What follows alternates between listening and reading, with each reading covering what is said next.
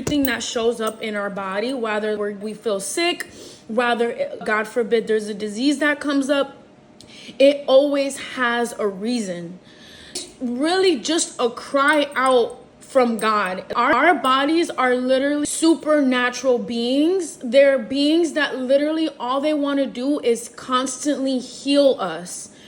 And if we do things in order to get in the way of that, if there's any restrictions, God in a way shows us the answers to that. Yes, it might sound light to say, oh, I'm stubborn, but I never want to be at that point where I'm ignoring God to that degree, right? No one can judge you. There's no one on this planet that can judge you to the degree of you not feeling free. No one else matters. The only thing that matters is literally your relationship with God. It does not matter what has happened in the past. The only thing that really matters is how much are you going to listen to God. You should do everything in this lifetime to be able to clear the pathways to be able to hear his voice. And if you constantly add things, like pack things on, ignore him, your body and your mind will show you signs.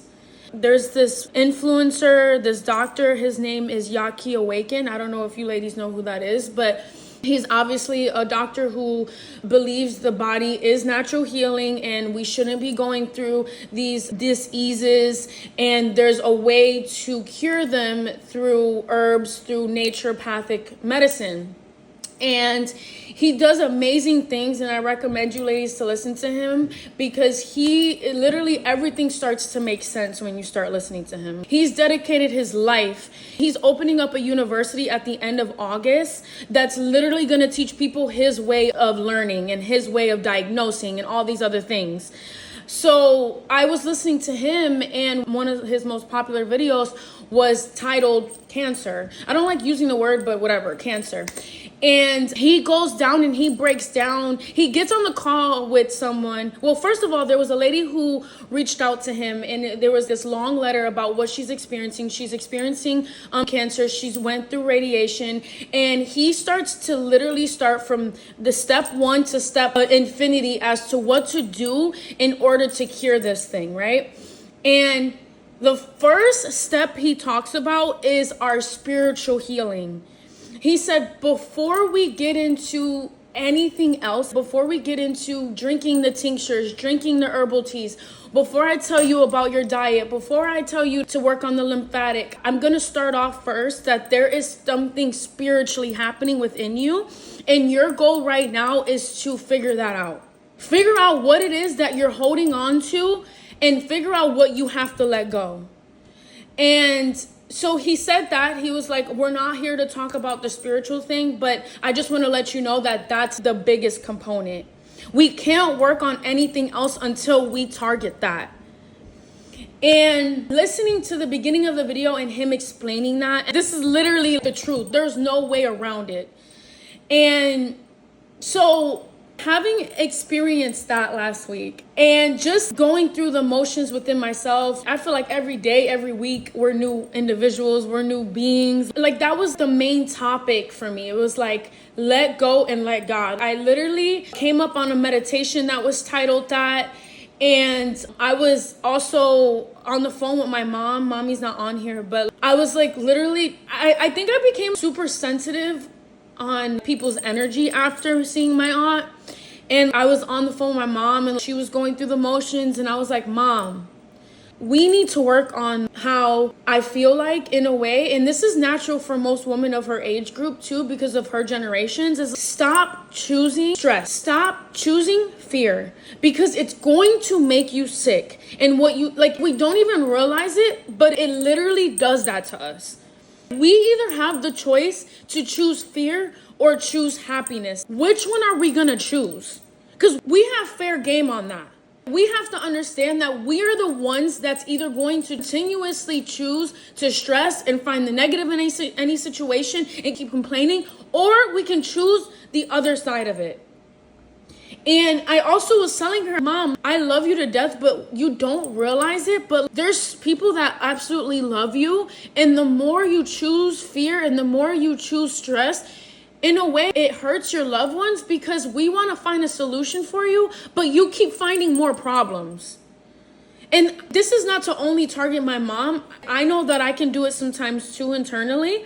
And it's something that us women have to also work on. Why do we constantly not choose the best case scenario for ourselves?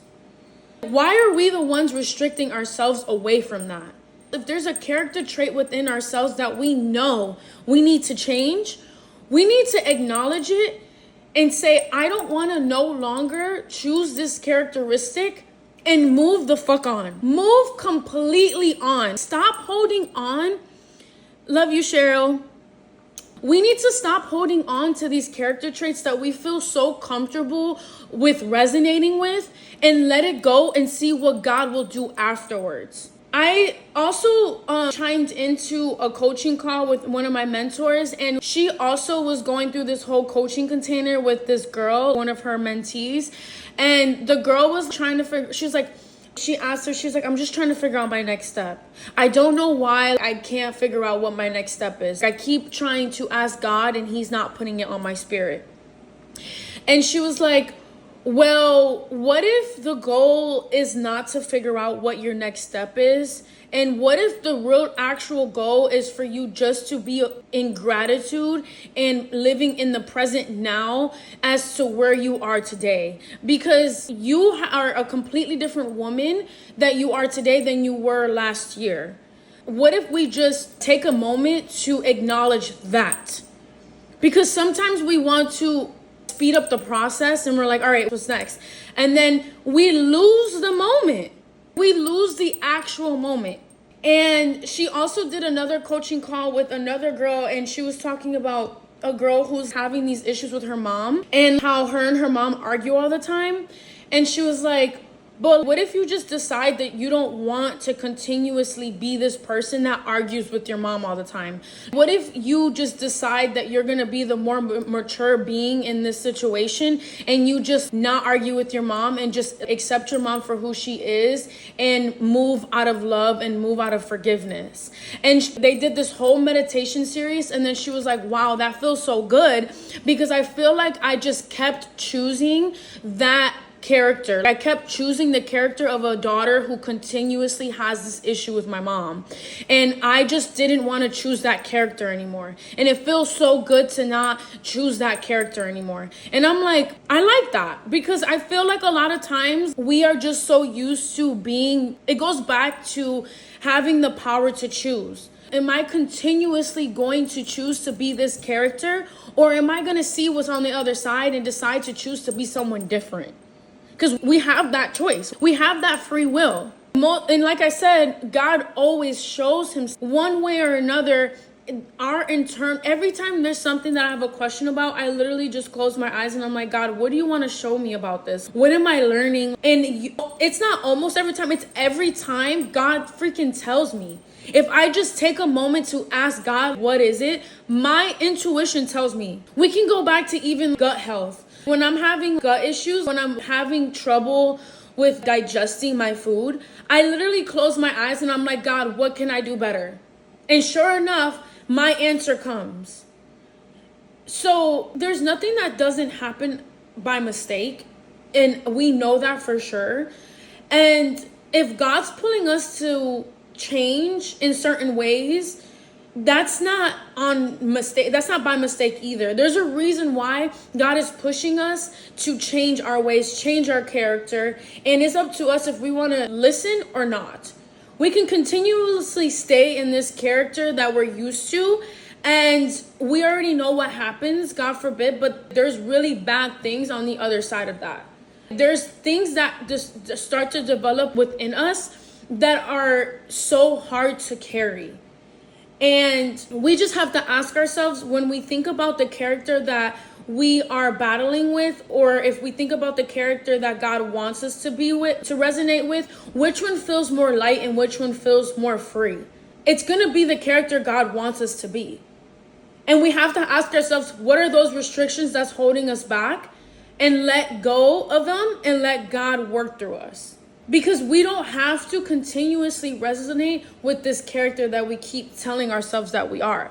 Even the whole extrovert characteristic. People be like, oh, I'm an introvert. People say, oh, I'm an extrovert. By any given moment, we can choose whether or not we want to be an extrovert or an introvert. I think I'm slowly approaching a time right now. I've always felt like I was an extrovert, but I don't know. I'm getting this calling to do a full spiritual cleanse, and it might require me to be a little bit more introverted.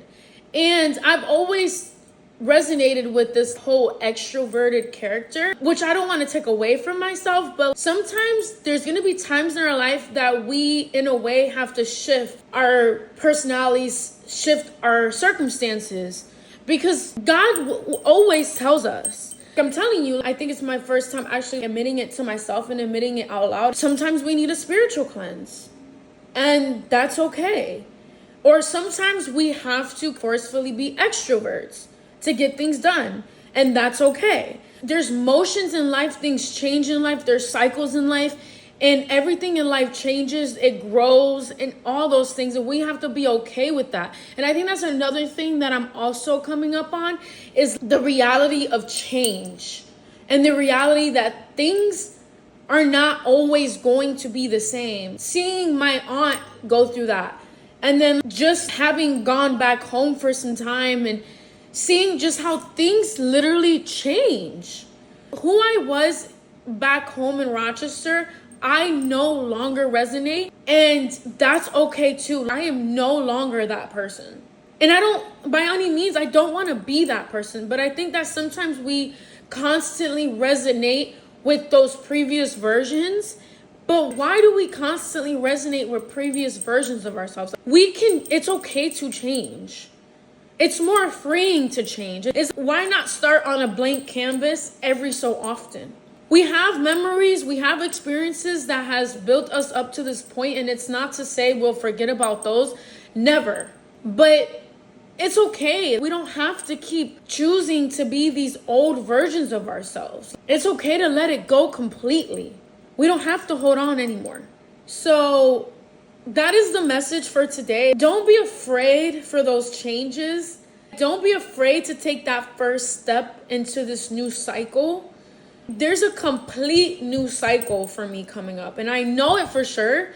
And that's why I think God's calling me to do this whole cycle, this whole spiritual cleanse, because up until today, or up until these last few days, I felt like some stuckness within my spirit. I know that God's here, but there's some things that I'm like, why don't I feel connected? Why don't I feel like he's really at reach? And I know for sure I can answer it to myself. I feel like I've been opening up my spirit and opening up my being to so many different things. And I just want to focus on God. I just want to do a spiritual cleanse that doesn't involve anything else, and I just want to tap in real quick. I need to just tap in to figure out what is those next steps. So don't be afraid to do it. Don't be afraid to change. Don't be afraid to let go.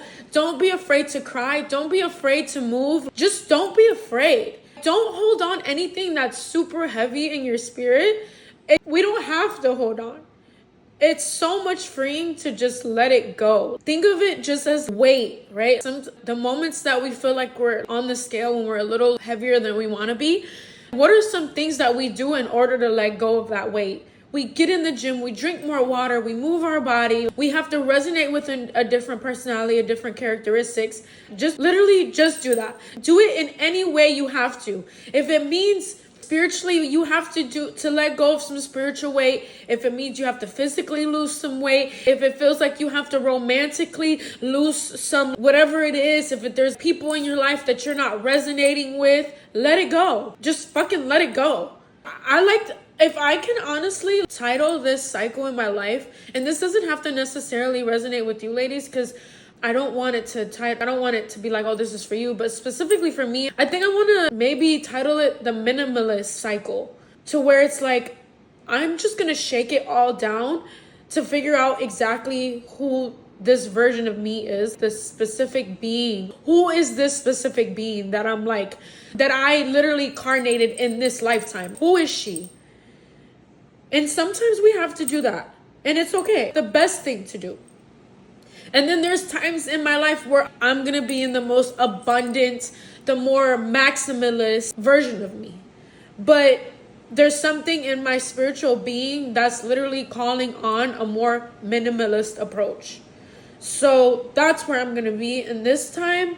And whatever God is calling you to be in this cycle today, go for it. And don't look back. Just go for it and see what happens. And that's all I have. I didn't expect to cry, but I'm happy that I'm crying. Maybe I needed it.